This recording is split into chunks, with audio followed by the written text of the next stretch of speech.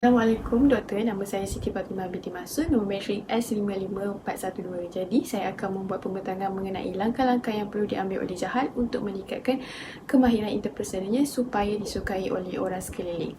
Komunikasi ialah proses pemindahan maklumat daripada satu pihak kepada pihak yang lain. Komunikasi interpersonal adalah proses pertukaran informasi, idea, pendapat dan perasaan yang terjadi antara dua orang atau lebih.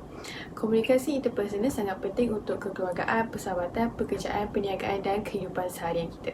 Yang pertama ialah jahat perlu membuat refleksi diri agar dapat menilai dan mengkaji kelemahan dan kelebihan diri dari segi tingkah laku, kebiasaan dan cara berkomunikasi.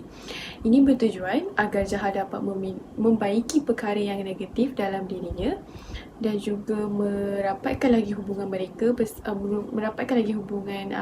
jahat bersama rakan-rakannya. Yang kedua ialah melahirkan emosi yang bersesuaian. Emosi berasal dari persepsi pada sesuatu keadaan. Penggunaan emosi yang betul mengikut situasi dapat membuatkan orang sekeliling berasa selesa. Selain itu, meletakkan emosi dalam kedudukan orang lain dapat membantu kita meluaskan perspektif tentang sesuatu dan juga meningkatkan perasaan empati. Ia akan membantu jahat mendapatkan bayangan untuk bertindak balas dengan sewajarnya kepada situasi yang berlaku agar tidak berlaku salah faham antara satu sama lain.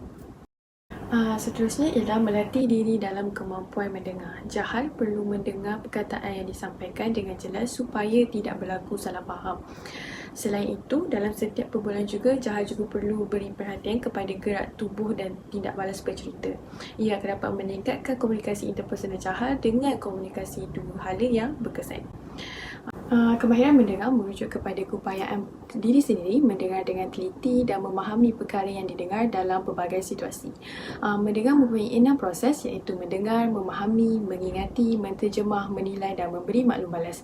Untuk menjadi pendengar yang baik, jahat perlu mengelakkan daripada memberi pendapat yang berat sebelah, memberi perhatian kepada komunikasi non-verbal dan nada suara yang diberikan oleh pencerita serta memberi ruang kepada pencerita untuk menceritakan masalah.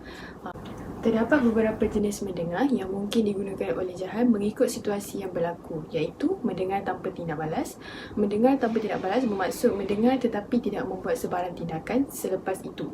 Hal ini berlaku kerana pendengar tidak peka terhadap kata-kata yang diucapkan. Dengan kata-kata lain, mereka tidak memberi sebarang reaksi sama ada semarah, sedih, gembira dan simpati. Seterusnya adalah mendengar secara kritikal.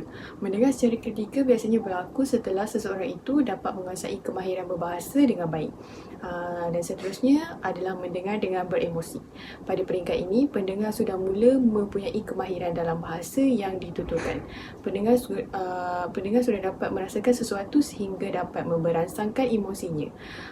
Pendengar juga sudah mula mendengai, memahami dan bertindak balas terhadap cerita yang didengarinya itu. Yang terakhir ialah melatih diri untuk bekerja dalam kumpulan. Jahat perlu mempunyai keberanian untuk bersama rakan-rakan dalam kerja berkumpulan. Ia akan dapat membantu jahat memperbaiki cara mendengar, berkomunikasi dan memberi respon terhadap soalan dan jawapan yang dibicarakan. Ia juga dapat meningkatkan keyakinan diri dalam berkomunikasi di hadapan orang ramai. Sekian daripada saya, doktor. Terima kasih.